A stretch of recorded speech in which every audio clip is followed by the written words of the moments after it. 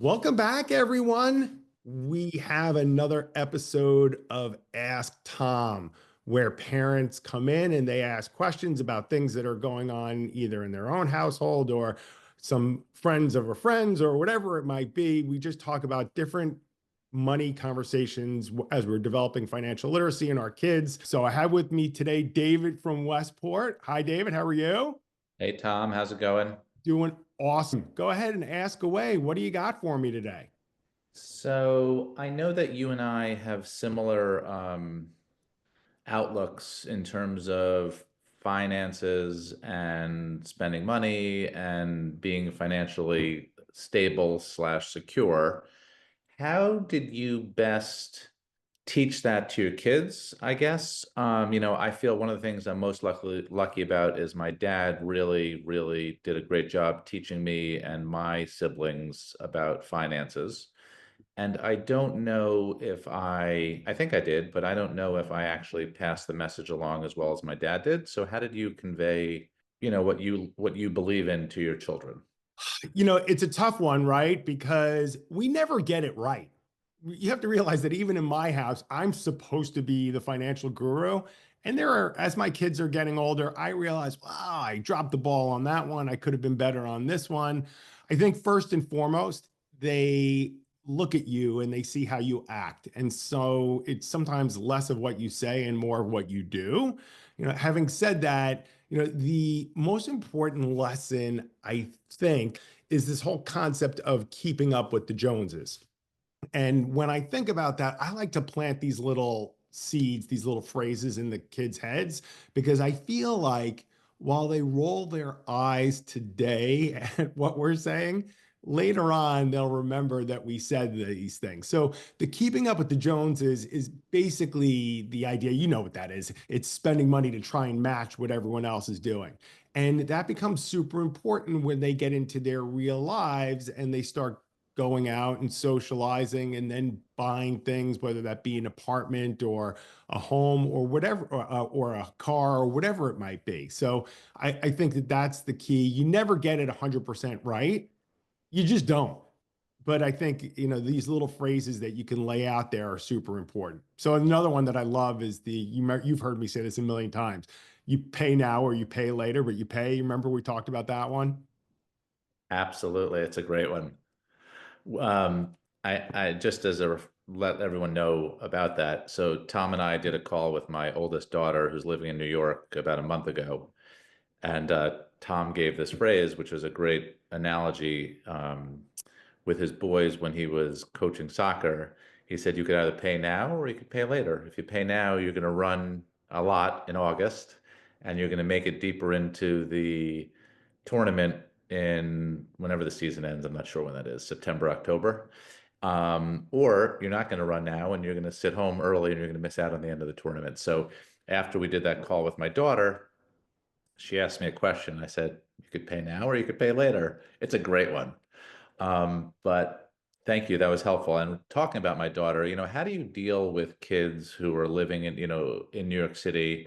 My daughter, as everyone could tell at this point in our conversation, grew up in Westport, went to college for 4 years out of town, and is now living in the city, and it's wildly expensive. What are your suggestions, or what would you tell your kids regarding living in such an expensive city? Well, you think about it.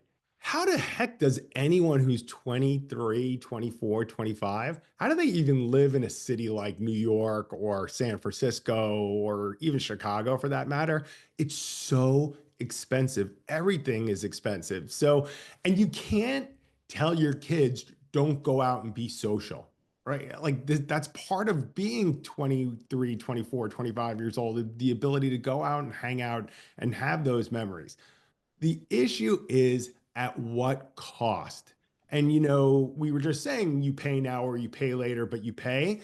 What I always like to do is just talk to them about making good choices. And I think it's about opportunity costs and future value. If you just saved $100 a week, and then that's $400 a month, which is $4,800 per year. Think about this. If a 23-year-old just saved $4,800 per year and invested it at 10%, By the time they get to be age 63, ready for this? That's 2.5 million bucks. Think about that for a second. Amazing. It's crazy. The trade-off is the pay now or pay it later. I don't know a 23-year-old who doesn't think that $2.5 million is an awful lot of money. In fact, I could probably say most adults would think that's an awful lot of money. You know why? It is a lot of money. That's a great statistic. That's great. One other thing I've been thinking about, as I knew we were getting on this call is, in terms of savings plans, when someone's 23, as my oldest daughter is now, what do you suggest that young adults, kind of look at towards savings plans at that age? Well, the issue is there are a lot of different competing buckets for their money. And the best way to phrase it with actually, this could work with a middle schooler, a high schooler, someone who's in college or after college, probably some adults too, is the whole three buckets of the money now bucket, the money later bucket, or the money much later bucket, right? So the money now bucket is going to be things like your emergency reserve fund. So you want to tell your kids, look, you need to have somewhere between, it depends on what situation they're in and how close they are to home and how much they could maybe rely on mom or dad if something went wrong. I think it's good to plant the 6 to 9 months living expenses in cash. But here's the issue that you run into. You also want them to save for the money much later. So when they start their job, they're going to hopefully have an employer sponsored retirement plan. And you're going to want them to put money in there because we know time is on their side and compounding. And also, let's not forget about employer matches. So sometimes when you go to work for an employer, they may say, look, if you put in 3% of your income, we'll match the 3%. It's free money. The question you're asking is a good one, but it's also a tough one. And it's more of an art than a science because they have a couple different buckets. And by the way, they might need to buy a car or they might want to put a down payment on a house or an apartment. And that's that middle ground, that money later. So your answer to that question is a tough one. And I think it really is all three that you put a little in each one, and then you just start to play with the percentages that you put in each one. Got it. That's a great point that you brought up. I just want to mention this. So my daughter works for a Fortune 500 company. They have a 50% matching. So I think this year it's 23.5. Is that correct? The max I think she Right, could right, put right. 401k. Uh, So they'll match, almost $12,000 on that. It's free money. And anybody who's not taking advantage of that is, they're just missing it. They're missing out on a gift. So that's something people should be paying attention to. And then Tom, when it comes to that, I know this is different than when you and I were younger. Are there Roth 401ks and non-Roth 401ks, and which one do you recommend for young adults? Oh, this is such a hard question that you're asking, and I'm going to tell you why.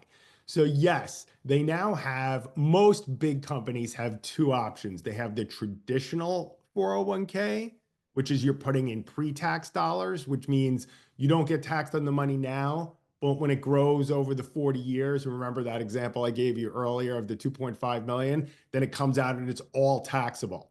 So there's this other one called the Roth 401k where you put in post-tax dollars. So you're paying the tax today, and then it's growing tax free.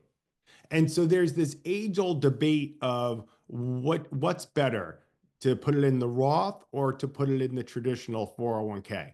It's a long conversation, but I want to just plant this seed for all the parents out there. The beauty of the Roth 401k is once the money's in there, when you look at it on your balance sheet, it's all there. That's all your money. There's no taxation going to be put on that money when you get to be in your 60s. You get lulled to sleep a little bit with the traditional 401k because while it might say $1 million that's in your traditional 401k, David, you and I both know that's not $1 million. It's $1 million minus whatever the tax is. So I think when they're younger, I really like the Roth. because they're in a low tax bracket, right? So they could just put it in. They're not going to feel anything for it. It's going to grow. Hopefully, it gets matched, and then it's going to grow tax free forever. So not just the initial principal, but you put in, but also the growth on it. And so mathematically, leaving out the optics, but mathematically, if you put in the $1 million, or you put in 700, 600, whatever the number is, net of taxes, mathematically, when it grows, which way will you end up with a larger pot at the end of the day? It's a good question in that it depends on what your tax bracket is going to be. So humor me for a second. Let me answer that by saying if the tax bracket that you're putting in at is the same tax bracket that you're taking out at, then it's pretty much a push. Having said that, when you start to look at the tax brackets, you're probably more likely to be in a higher tax bracket at retirement, right? Because you're 23, you start off, you're not making as much money as maybe you might when you're 53, for example. Also remember that the gains are also going to be taxed. And sometimes people say, yeah, but in retirement, I won't be earning, so I'll be in a lower tax bracket. Well, yeah, until you start to think about required minimum distributions. And by the way, I don't know a whole lot of people who hope that they're in a lower tax bracket at retirement. Absolutely. My dad's in his early 90s and is in a very high tax bracket, taking out all of his forced distributions. It's kind of funny. Like you have all the so-called financial gurus out there saying, max out your pre-tax 401k, da da da da. They tell you that part, but they don't talk to you about the Right. distribution fees, right? And anyone who's our age now, we have parents that are in the mandatory distribution phase, and we're seeing firsthand. It's like, wow, my parents did a great job saving. Wow, they are really getting penalized from a tax perspective because it's forcing them to be in the highest rate. And by the way, that then affects Social Security. So when you have more income, your Social Security tax on that piece that comes in is also at a higher tax rate. Got it. So yeah, so mathematically you could play around with it for sure, and we could have a field day talking about what's the best math way to do it. For me, like you said, it's the optic. Yep. Let me ask you, because this is really the meat of this, and I started the conversation off with this, I feel really lucky that, my dad gave me the lessons that he gave me. Um, what do you do with, parents watching this now, where they haven't taught those lessons to their kids yet, or, they're getting started later? Because what's interesting for me, I'm in my 50s, and my sister's in her 60s, and the two of us just had this conversation about a month ago. My parents never really discussed it with us one on one, but we both picked up the same lessons through osmosis. And so it was amazing. And Tom, I've shared some of this with you, a business partner that I had who, spent all of his money and never had any money. And when you have financial security, it really is quite amazing. And so what is your advice to parents now who are teaching their kids later? Because it's a tough lesson to put, to have somebody absorb that, oh, I'm used to living this way, but now I have to live that way. How do you get the kids to, really change? Yeah, I think that the lessons that you share from your own life, the kids love that. They love when you consider them almost like a peer or adult like to have adult conversations. And I think the best way to kind of ease into, I don't want to call it a mask it or hide it, but ease into the conversation is to talk about what you're doing with your own planning because it gets the conversation going. And even if they haven't done the planning yet themselves, they'll be sitting there saying, oh gosh, I probably need to get to that. And if you as a parent could just say, this is what I'm doing, thought I'd just share it with you, and don't give them the whole kimono, right? Like give them little bite-sized nuggets so they can appreciate it. And then just say, hey, if you ever want to talk about that more, you need some help, just let me know. I could help you with that. And another thing I wanted to ask you, you spend a lot of time working with students and, I believe college students who are soon graduating.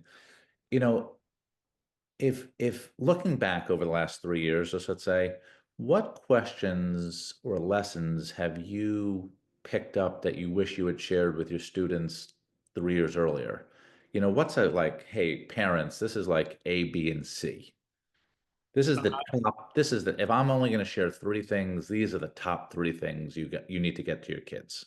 Okay. Number one in my mind is compound interest. I think if you teach your kids compound interest, you have accomplished a lot. And some people will hear that and they'll say, "What are you talking about? That's just one topic." No, it's not. It's multiple topics because when you teach compound interest, in order to compound interest, you have to save money. In order to save money, you have to budget. And then, in order to get compound interest, you have to invest. And if you invest, you're going to have to pay taxes. So if there was just one like thing to teach your kids that really covers a lot, it's compound interest and the whole idea of saving early. The second is taxes. It's not what you make, it's what you keep. And this whole thing of tax shock when our kids get into the real world and they get their first paycheck and they can't believe how much is gone to taxes, that's super, super important. And then the third thing would be, and this was one I missed really early on, and I wish I would have spent more time with my students earlier, is helping them understand the income ceilings to the careers they choose, matched up with the lifestyle that they want to live. Especially in affluent areas, the kids think, "Oh, I'm going to go bartend in the Bahamas," or "I'm going to go work for the Peace Corps." By the way, I love both of those. I think they would both be cool to do for me. But I don't know that the kids are going to sustain the same lifestyle that they were used to being brought up in with those two particular jobs. So again, it's just helping them realize that there's a balance. There's a work-life balance. There's also a financial balance that they need to consider because what happens is otherwise they pick majors that maybe don't match up with that. And then they go down the road and they're in a career. And 5 years later, they say, "Oh, I wish I had thought of that." And now they've given up 4 years of college and 5 years of working, which is 9 years, on getting to the place where they say, "Gosh, now what do I do? What do I do? I'm stuck." Got it. That's good stuff. All right, David, thanks for being on and sharing. Really appreciate your openness to do that. Love it. Thank you so much. I appreciate the time. As always, you're invaluable. Thank you. Have a great day.